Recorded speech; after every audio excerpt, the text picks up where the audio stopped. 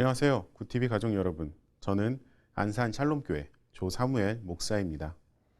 오늘날 현대 교회에서는 부활에 대해서 이야기하고 부활을 적극적으로 전하는 분위기가 많이 있지는 않습니다.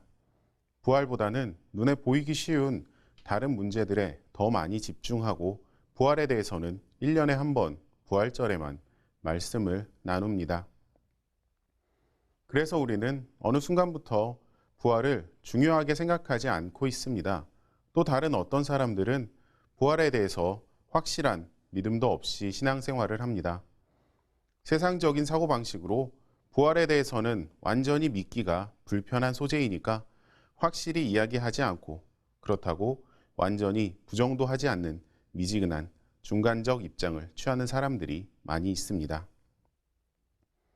바울이 고린도전서를 쓰던 시대에도 많은 종교들과 사상들이 있었지만 죽은 자가 다시 살아난다는 이야기를 하는 종교나 사상은 존재하지 않았습니다.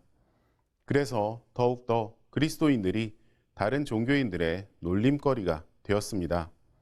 세상에 죽었다가 살아나는 사람이 어디 있냐고 조롱을 당하기도 했습니다. 하지만 예수님의 부활하심을 직접 목격한 제자들과 사도들은 이 위대한 역사를 증언하지 않을 수가 없었습니다. 그렇게 전해진 부활의 복음이 오늘날까지 우리에게 영향을 끼쳤습니다.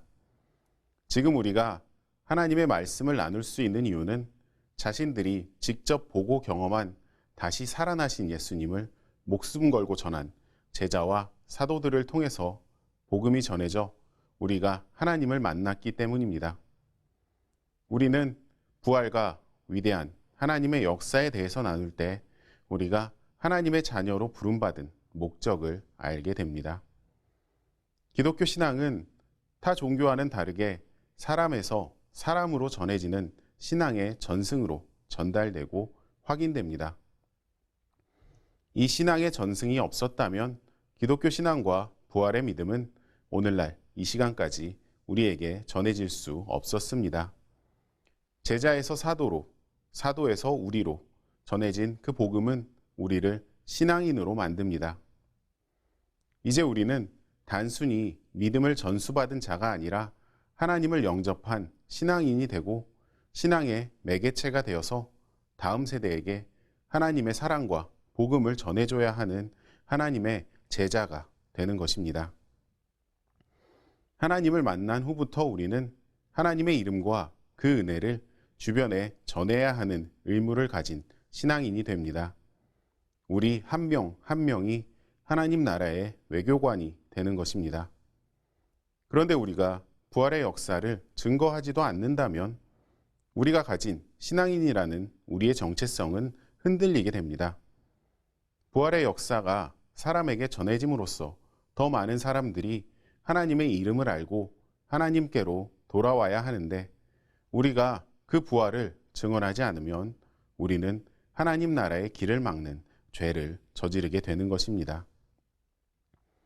오늘 본문에서도 바울은 부활의 역사가 더 많은 사람들에게 전해져야 하는 이 큰 이유를 알았기 때문에 여러 번에 걸쳐서 부활에 대해서 이야기하고 이 복음을 꼭 전할 것을 권면하고 있습니다.